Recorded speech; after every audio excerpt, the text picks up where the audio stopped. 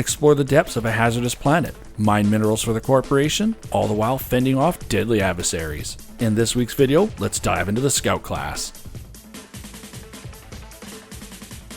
If you have not seen much footage of this game yet, or are looking for an overview, be sure to check out my previous video where I take an in-depth look at the game. The links for that are down below. Also, if you like this content, don't forget to leave a like and subscribe to be alerted for future videos. So, the Scout. This dwarf has high mobility with high single target damage. They are great for dealing with special enemies, and you'll notice when the Scout is not around to deal with them. The Scout has unlimited access to the caves through his grappling hook, making them the ideal candidate to explore hard to reach areas as well as those high up minerals. This saves the team resources and can speed up the mission.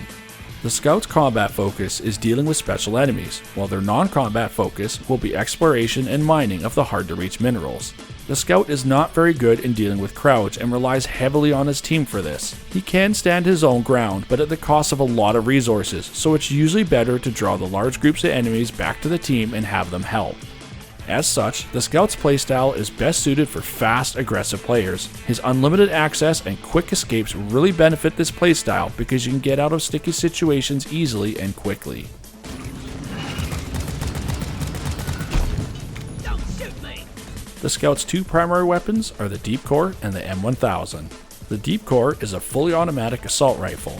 This is more intuitive to use for most FPS players. It requires a lot less focus as you just need to line your reticule up on the target and shoot. It maintains a high damage output if spec'd correctly, but you do give up a lot of range in the process. The M1000 on the other hand is a semi-automatic rifle with very high damage output, useful to long ranges. This weapon requires more focus and more careful aiming to maximize its limited ammo.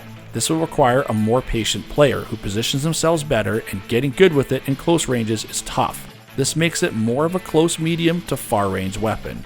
On the secondary front, the Scout has the Jury-Rig Boomstick and the Nuke 17s. Boom Boom Stick is a double-barreled break-action shotgun. You only have 2 shots and they spread out more horizontally than they do vertically. It has great damage output, but it still requires you to aim it carefully in order to utilize it effectively.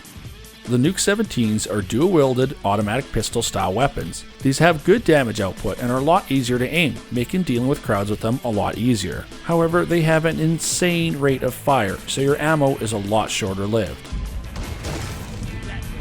Find the nitro for ammo! The 2 special weapons that the Scout has access to is the grappling hook and the flare gun. The grappling hook provides unlimited, quick and easy access. Sometimes it does require a little bit of finagling to get to far off or weird places, and it does take practice to get good at it. However, once you get it, you'll be flying around the caves like a spider monkey. Work closely with the engineer using this tool and you won't leave a single mineral behind. The flare gun is an essential tool that is easily forgotten about. Don't do that. This allows all your teammates to see in the darkness to help identify minerals and increases your team's combat effectiveness as they can see the enemies a lot farther away now. Keeping in line with the lower combat focus that the Scout has, the grenades stick with this theme and are mainly used to slow or disrupt the enemy. The first of these is the Inhibitor Field Grenade, or IFG, which mainly slows down enemies and weakens them. The Nuke 17 can be spec'd to do more damage when enemies are in this field, making it fantastic to deal with large groups of enemies and give the team time to catch up. The Pheromone Grenade turns the bugs on each other. It has a decent air of effect and causes them to turn their focus away from your team for a little bit. Do note, however, if you cover yourself or a teammate in it, that dwarf now becomes the prime focus. Lastly, the Cryo Grenade. This one, as its name implies, freezes enemies in place and has a long-lasting effect. Its effect is immediate as soon as the grenade goes off, including an immediate effect on specials. But you're still alive. Well done.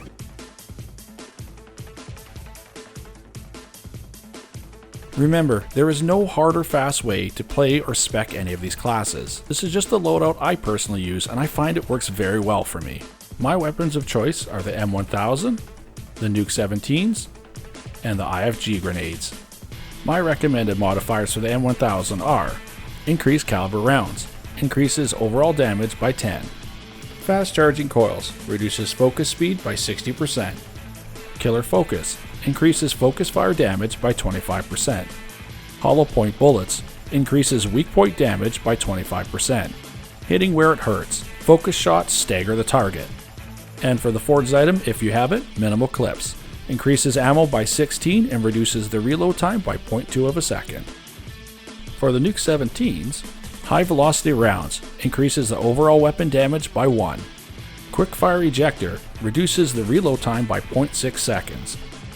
Increased caliber rounds increases the weapon's overall damage by 2. Expanded ammo bags increases maximum ammo by 150. Conductive bullets, plus 30% damage to electrically affected enemies, meaning enemies caught in the IFG. And for the forge item, if you have it, custom casings, increases combined clip size by 30 while reducing damage by 1. And lastly, the perks. Friendly, take and deal 50% less friendly fire damage. Deep pockets, hold 15 more minerals. Born ready, unequipped weapons automatically reload after 5 seconds. Iron Will, once per mission, you're able to get back into the fight for 12 seconds, making you move faster, hit harder, and resistant to slowdowns. Heightened senses, get an early warning when a creature is about to grab you. Also, 2 times per mission, you can escape after being grabbed, killing the captor in the process.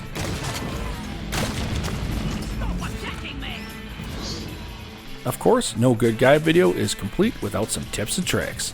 The first of which, and probably the most important, is be aggressive and don't forget that your easy out button is always the grappling hook. Your grappling hook should be used almost as frequently as your primary.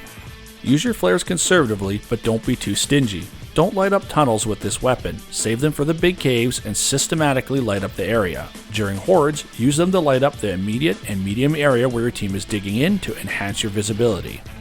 Draw large groups of enemies back to your team and have them help you in dealing with them. Work closely with the engineer to get all the minerals and hard to reach items. Lastly, when working at heights, leave early when you hear bugs coming or being attacked. This will avoid you being downed in a very difficult to reach location. If this does happen, this is why I recommend the Last Stand modifier. Use this to escape back to your team or an easier to reach location to be revived. Well, that does it for this video. If you stayed all the way until the end, congratulations, and I hope that these tips help you out when playing the Scout. If you like this video, don't forget to hit that like button and subscribe to be alerted for future videos. Again, I stream on Twitch, and the links for my Twitch stream are down below in the description. That link will bring you to my schedule. Thanks for watching, stay safe out there everyone, and happy mining!